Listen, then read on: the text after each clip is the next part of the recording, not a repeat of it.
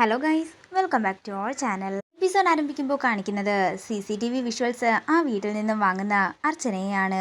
അതേസമയം രാജമല്ലിക ആ വീട്ടിലേക്ക് ചെല്ലുകയും രാജമല്ലികയുടെ ഫോണിലേക്കും അവിടുത്തെ കുട്ടി വീഡിയോ അയച്ചു കൊടുക്കുകയും ചെയ്യുന്നു. വീഡിയോ കണ്ടതിന് ശേഷം രാജമല്ലിക കോൺസ്റ്റബിൾമാരോട് എത്രയും പെട്ടെന്ന് തന്നെ ഇവന്റെ ഫോട്ടോയും ബാക്കിയുള്ള ഡീറ്റെയിൽസും എല്ലാം തപ്പിയെടുക്കാനും ബാക്കിയുള്ള സ്റ്റേഷനിലേക്ക് അറിയിക്കാനും പറയുന്നു. പിന്നീട് കാണിക്കുന്നത് നെല്ലിശ്ശേരിയാണ്. വിഷ്വൽസ് കണ്ടതിന് ശേഷം അർച്ചന സച്ചിയോട് പറയുകയാണ്, ഞാൻ പറഞ്ഞില്ലേ ഇതിനു പിന്നിൽ അവർ തന്നെ ആയിരിക്കുമെന്ന്. എന്നാലും ഏട്ടത്തി ഇത്ര ദുഷ്ടയാകുമെന്ന് ഞാൻ കരുതിയതേയില്ല. സച്ചേട്ടാ, ഇത്രയൊക്കെ ചെയ്തു കൂട്ടണമെങ്കിൽ ഏട്ടത്തിക്ക് പണത്തിനോട് എത്രമാത്രം ആർത്തി ഉണ്ടാകുമെന്നൊന്ന് ആലോചിച്ച് നോക്കിയേ പോരെ. ഇതൊക്കെ നന്ദേട്ടനും അച്ഛനും അറിഞ്ഞാൽ അച്ഛന് താങ്ങാൻ പറ്റിയെന്ന് വരില്ല.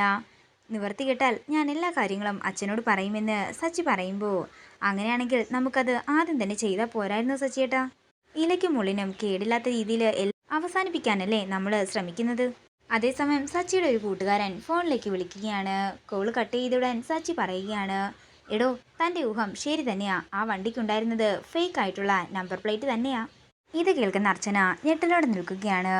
ഇത് കരുതിക്കൂട്ടി തന്നെ ആരോ ചെയ്തതാന്ന് ഇപ്പോൾ ഒന്നുകൂടി ഉറപ്പായെന്ന് സച്ചി പറയുന്നു. പിന്നീട് കാണിക്കുന്നത് സേതുമാധവനെയാണ്. സേതു ധനുഷിനെയും സ്നേഹയും വിളിപ്പിച്ചിരിക്കുകയാണ്.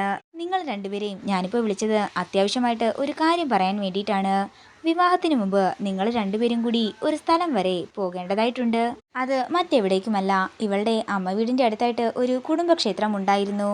ഇവളുടെ അമ്മയ്ക്ക് വലിയ വിശ്വാസമായിരുന്നു അവിടുത്തെ ദേവനെ. അതേസമയം ഇതെല്ലാം കേട്ടുകൊണ്ട് താഴേക്ക് വരികയാണ് അവന്തിക. വിവാഹത്തിന് മുമ്പ് നീയും ധനുഷും കൂടി എന്താണെങ്കിലും ആ ക്ഷേത്രം വരെ പോകണമെന്നും വഴിപാടുകൾ നടത്തണമെന്നും സേതു പറയുമ്പോൾ, തീർച്ചയായും ഞങ്ങൾ പോകാൻ വച്ചാ എന്ന് ധനുഷും സ്നേഹയും പറയുന്നു. ഇതെല്ലാം കേട്ട് ദേഷ്യത്തോടെ നിൽക്കുകയാണ് അവന്തിക. തുടർന്ന് സേതു അവിടുന്ന് പോകുമ്പോൾ സന്തോഷത്തോടെ പരസ്പരം നോക്കുകയാണ് ധനുഷും സ്നേഹയും. ദേഷ്യത്തോടെ അവന്തിക മുകളിലേക്ക് പോകുമ്പോൾ അവന്തികയെ നോക്കി ചിരിച്ചുകൊണ്ട് നിൽക്കുകയാണ് അനഘ. എന്താ ചേച്ചിക്ക് അതൊന്നും കേട്ടിട്ട് സഹിച്ചില്ലെന്ന് തോന്നുന്നല്ലോ. ധനുഷും സ്നേഹയും കുടുംബക്ഷേത്രത്തിലേക്ക് പോകാൻ വേണ്ടി ഇവിടുന്ന് ഇറങ്ങുക പോലും ഇല്ലല്ലോ. കാരണം ചേച്ചിയുടെ മനസ്സിലെ പൊസസീവ്നെസ് തന്നെ. ചേച്ചി എന്താണെങ്കിലും അതൊന്നും നടക്കാൻ പോലും സമ്മതിക്കില്ലെന്ന് എനിക്കറിയാം. അവരുടെ വിവാഹം കഴിഞ്ഞ് എല്ലാം കണ്ടും കേട്ടും ചേച്ചിക്ക് അറ്റാക്ക് വന്നില്ലെങ്കിൽ കൊള്ളാം. അന്ന് ചേച്ചിക്ക് അബോർഷൻ ആയില്ലായിരുന്നെങ്കിൽ എന്ത് ചെയ്തേനെ.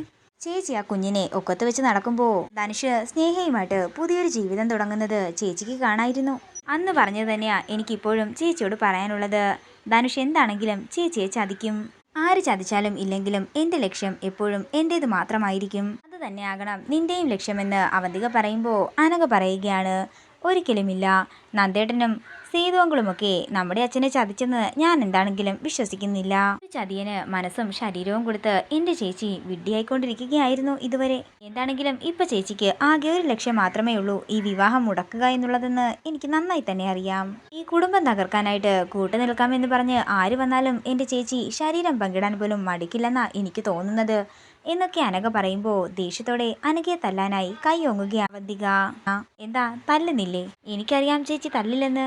എന്തെന്നാലേ ഞാൻ പറഞ്ഞത് സത്യം തന്നെയാ.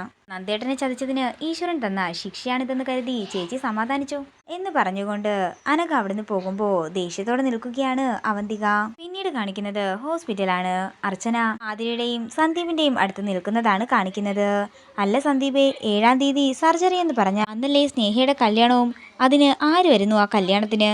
എനിക്കെൻ്റെ ഭാര്യയും ജനിക്കാൻ പോകുന്ന കുഞ്ഞും തന്നെയാ വലുത്. അല്ലാതെ ഈ വിവാഹത്തിനൊന്നും എനിക്കൊരു താല്പര്യവുമില്ലെന്ന് സന്ദീപ് പറയുന്നു. അതിരെയും സന്ദീപിനെ നിർബന്ധിക്കുന്നുണ്ടെങ്കിലും താൻ പോകില്ലെന്നുള്ള നിലപാടിൽ ഉറച്ചു നിൽക്കുകയാണ് സന്ദീപ്. അതേസമയം മാഷും കമലയും കൂടി അങ്ങോട്ടേക്ക് വരികയാണ്.